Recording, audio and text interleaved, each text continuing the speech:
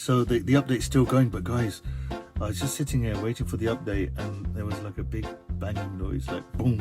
I was like, what is that? I hope the car's okay. Definitely a unnerving sound that just came out of the car. So I'll check that out and I'll give you guys an update if it's still making. Did you hear that? It made like a clicking noise, quite loudly. Yeah, scary. I don't know if I'd advise you guys to sit here and watch this. Obviously I'm doing it because I want to make the video for you guys, but maybe just, you know, trigger it and go inside, have a cup of tea and leave it. Might be the advisable thing, and hopefully it all works out okay. Okay guys, welcome to the channel and welcome to another video. Before we start, please like and subscribe, and remember to turn on the notifications so that you get notified as soon as I put a new video up. The other thing we're going to do is show you a really quick software update, the latest update by Tesla, the first one we're going to be doing. I'll show you that and show you how it all works. But guys, please stay tuned, because in the next video we are going on a road trip. That's going to be fantastic fun. So we're going to take you on that journey with us, a long drive. We're going to show you how we charge as we go through and a little bit about the trip. So hopefully you guys are going to enjoy. So please stay tuned.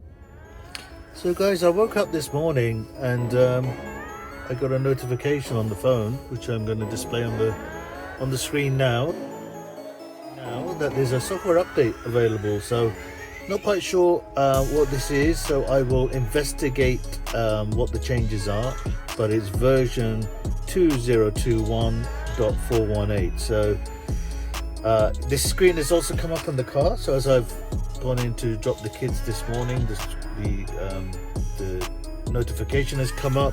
I didn't trigger it because it said 25 minutes, and I read on the phone before I came to the car that you cannot drive the car when it starts this update, and you can't use the touchscreen. So of course I had to make sure I dropped the kids off this morning and get them off to schools and nursery, so I didn't trigger it. But every time I stopped and restarted the car, I was getting the same prompt. So anyway, I'm back home now, kids are all dropped off, so let's go through this. I thought I'd share it with you. So it's the first time I'm doing this. It's you can either schedule it, which might be useful, you know, if you see this and you don't want the prompts to keep coming up. I assume you can just put a schedule in for a time you know you're not going to use the car, and it will sort of trigger itself at that point. But we're in the car now, so we can go ahead and install now. I'm not planning to go anywhere in the next 20 minutes or so. So it's given us a timer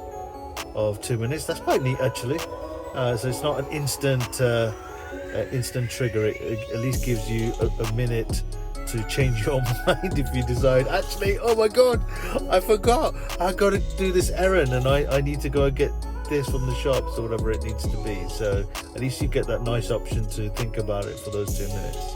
There you go, that's the 2 minutes, and it's now updating. So if you guys are familiar with, you know, updating your computers or your MacBooks, we're a big Apple family here, big Apple geeks. This is all very familiar with what you typically see, or even on your iPhone or your iPad. So hopefully it's a similar sort of experience. It'll just go through, it will do the install. I assume overnight it's been taking the Wi-Fi and preparing the update file. So I assume that it was all downloaded and it was ready to trigger as we got up this morning. I would actually, just on a tangent a little bit, advise you to look at your internet, and we've also got an access point from Unify in our garden.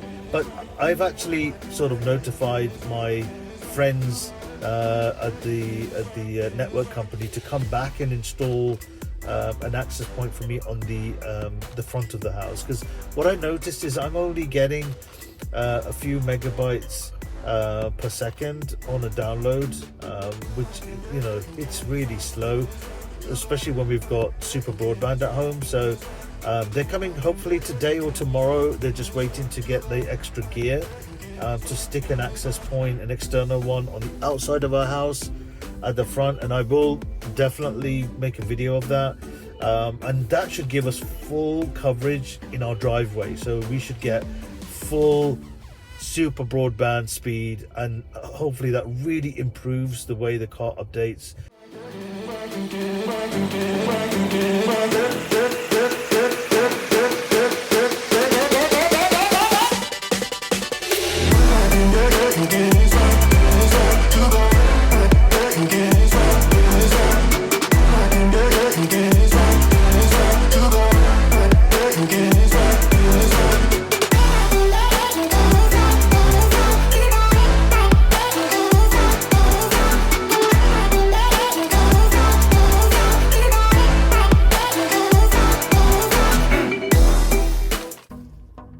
So now the line has gone back to the beginning, so I assume then, just from my experience with PCs and tablets, that this is just the rebooting process after it's updated.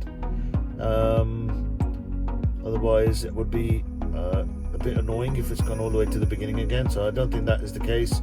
But let's just see how this works. I tell you what though, guys, I mean, it's scarily similar to Apple, isn't it? I mean, if you replace that symbol with the Apple symbol, I know some Tesla lovers are gonna shoot me down here, but the menu system and the UI, the user interface, and the icons they use and the bars that they use for the statuses, it's so similar to Apple. It's uncanny, which is a good thing. I love the Apple products, so for me this is fantastic. But it really is very, very similar. It's rebooting itself, I am quite sure. So any second now, I really want to show you guys the screen coming on, so you can have the reassurance that doing the update didn't break the whole car, and you sort of you've lost everything. Hopefully it's going to come back and it's all going to be functional again. But let's see. So guys, this is what I was mentioning earlier. So it's now doing an update on the sort of games that are on the car, which is great. But can you see that 2 megabytes per second? That's really, really slow.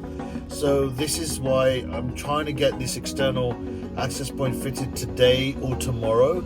And I will try and see when we, if I can capture the next update like this.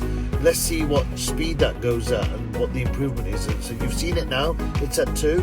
Let's see when I put the access point how quick this is going to be. So we're making progress. The access point is up. If you can see my access point there, that should give us fantastic coverage outside. Perfect for the Tesla.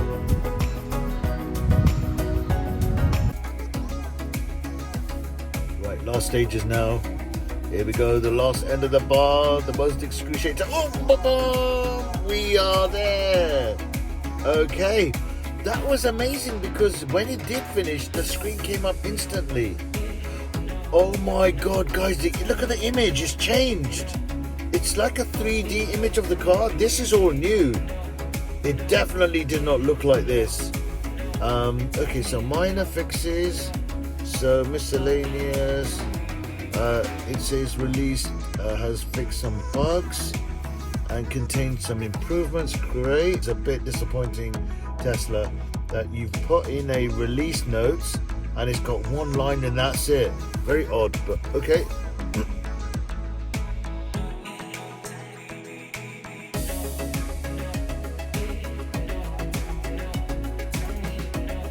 We will take that. And there you go, guys, this is definitely a different view. Oh guys, the icons are different. Oh my God, that's such an improvement. Can you see they're a lot clearer? I don't know how they've done it, but the icons are slightly different. They just look a lot clearer to see and view. I'm really impressed with that. So we can go to, the menus are all the same, but it just looks, the image looks a lot easier. Oh, there you go. Did you see that? So I'm just going to trigger these because the car image is so different, but it's so more intuitive. This makes a lot more sense to see the car this way. We'll open the back as well, and I can lock and unlock from the, oh, that is so much simpler. Got the charging point there. I'm gonna open everything. Okay, so let's close that. I can close the trunk. I can't close the front. I have to go and manually do that. But guys, that is really nice to see that they've given us a refresh on the user interface. I am so pleased with that.